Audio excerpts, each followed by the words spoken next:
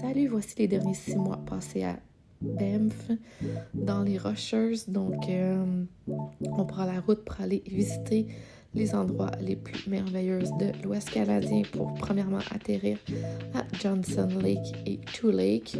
les lacs les plus populaires l'été pour les sports d'eau, pour ensuite faire une petite formation de rivière à Kenmore, pour ensuite se diriger à Emerald Lake, qui est un des plus beaux lacs, je pense, en Alberta, pour ensuite trouver des petits spots cachés un peu plus calmes, un peu moins touristiques, afin de profiter des cours d'eau pour ensuite se diriger vers Barrier Lake sur Kananaskis. Pourquoi pas un peu de wake surf à Chestermere avec les filles, pour ensuite se diriger sur la Bow Valley à Kenmore, un petit incontournable, aller se promener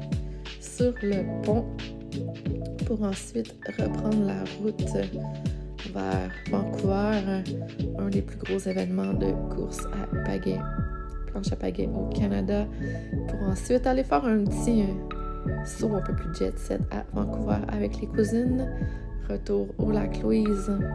afin de se promener sur le lac,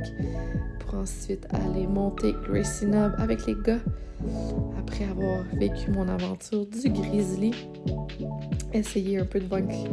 sa peur, un petit 4 heures de rando en montagne pour finalement revenir au centre-ville de Banff, puis on the way to BC, pont suspendu à Kicking Horse pour faire un peu de overland avec mon ami Vince afin de trouver un spot où passer la nuit. Donc, petit spot sur le bord de la rivière. On aime donc ça, ces moments-là où t'es calme et que t'es seul au monde, sans touristes, ce qui est rare ici, pour ensuite la porter sur l'eau afin de juste relaxer un peu, connecter avec la nature, pour ensuite reprendre la route et revenir à mon home sweet home en arrière du Safeway avec ma gang de Venmore. Ces gars-là m'ont tellement sauvé la vie que la vanne qui brisait, c'est notre maison. Coucher de soleil, un des plus beaux lacs en Alberta, Gracie Lake, pour ensuite se diriger vers le Moraine Lake pour faire un peu plus de voiture pour aller à Drummuller, voir l'ancienne maison des dinosaures,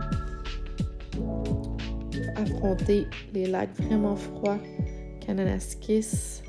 pour ensuite se rediriger vers un incontournable qui est le Johnson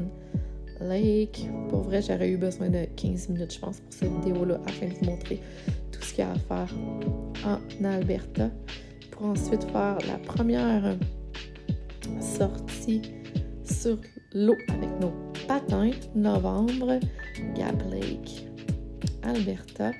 pour ensuite fuir les bailas